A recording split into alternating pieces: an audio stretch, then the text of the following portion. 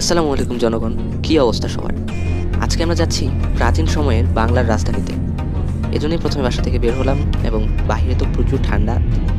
তারপরও ঘুরতে যেহেতু যেতেই হবে, বাবার বাইকে করে গন্তব্যে আমরা গেলাম। গন্তব্য বলতে যেখান থেকে বাস ছাড়বে। আমি যাচ্ছি আমার একজন ভাইয়ের মেস থেকে, সেই মেসের ভাইদের সাথে সেখানে একটা পিকনিকের আয়োজন করা হয়েছে, সেখান থেকে যাওয়া হচ্ছে। তো এটা হলো আমাদের বাস। বাস ছাড়ার সময় হয়ে গিয়েছে, তাই তাড়াতাড়ি করে বাসে উঠে পড়লাম এবং বাসের যাত্রা শুরু হতে না হতেই মেসের ভাইদের তো লাফালাফি শুরু হয়ে গেছে। তো হবেই স্বাভাবিক, যেহেতু পিকনিক, এবং আমার সেই ভাইও তাদের লাফালাফি দেখে উত্তেজিত হয়ে যাচ্ছে। তবে ক্যামেরা দেখে কিছুটা শান্ত ছিল আর কি।